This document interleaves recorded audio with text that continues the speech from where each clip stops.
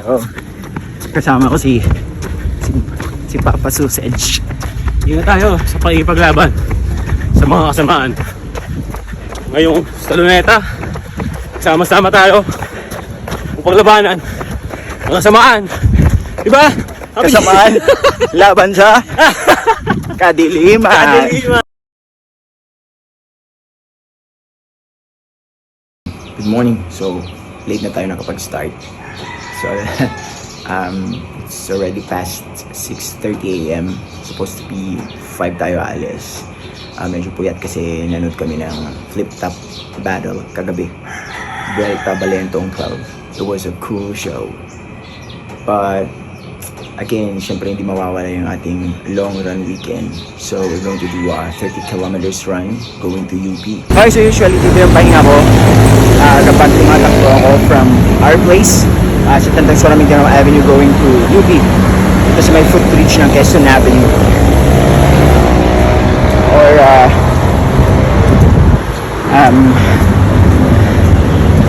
others call it Quezon Avenue. Alam niyo na yun. And usually ito mga like a minute lang or under a minute. And then pagkababa natin dito sa footbridge sa other side ng Quezon Avenue, takbo ulit. So ganun usually ginagawa ko kapag tumatakbo ako papuntang UP. Kanina I was making a wonderful speech about the 21st of September, kung gaano ka-importante ito sa mamamayang Pilipino.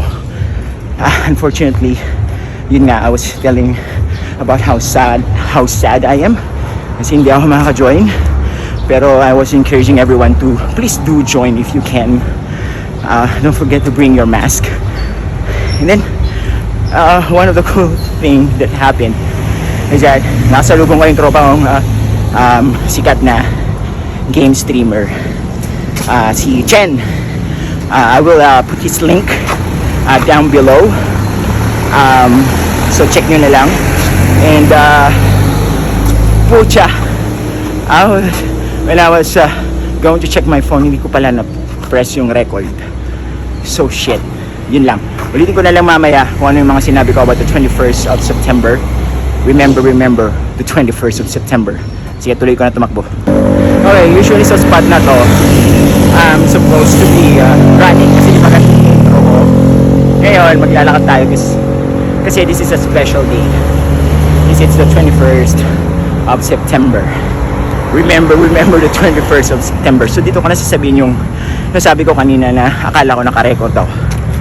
So yun, napaka-valuable nitong araw na to. Kaya if you really have the time to join the rally against corruption, please do. Ako, I can't kasi yun nga, medyo yung proximity wise, I will not be able to go there. Tsaka ba, mahirapan din ako sa pag-uwi. And it's family day. So again, if you can go. Mas lalo ko kasing na feel yung importance ng araw na to dun sa pinanood naming flip-top battle last night, Vuelta Balentong 12. Ang maganda kasi dun kagabi is that every last round na may mention ng mga MCs about joining today's cause or rally against corruption. Ang ganda nung labanan nila yun sa mga first rounds, and then sa dulo papakita nila yung importance ng brotherhood, yung sportsmanship, and yung totoong meaning ng unity. Hindi yung type of unity na kasama ng campaign nung last presidential election na tingnan nyo kung anong nangyari ngayon. And Luke is laughing now. So, yun na nga.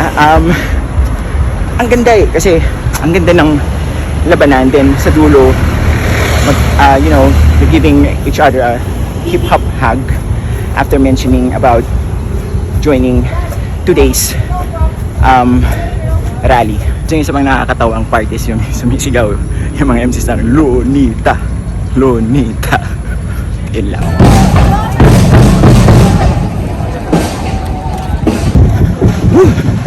Okay, so pabeberan lang tayo today. Zone 2, chill run.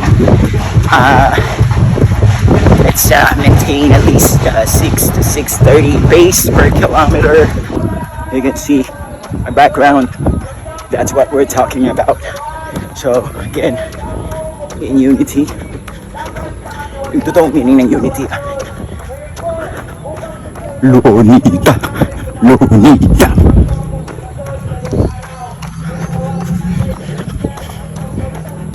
So, kasama ko si Papa Sausage. Hindi na tayo sa pakikipaglaban sa mga kasamaan. Ngayong sa luneta, sama-sama tayo upang labanan ang kasamaan. Diba?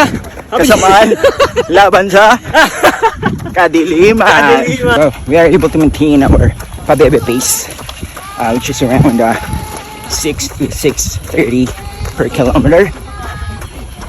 So far, wala tayong masyadong walk breaks. So, dire-diretso lang tayo with this kind of pace. And, playlist natin today, latest album ng Deftones. Favorite track ko dun, Infinite Source. Ang lupit nun. And, sobrang ganda ng album na to kasi walang tapon sa mga tracks nila. So, 22 kilometers na tayo in 2 hours 25 minutes. Kailangan pa natin ng 13 kilometers para makumpleto yung 35 kilometers. Rest lang ng less than a minute and then back to zone 2 running.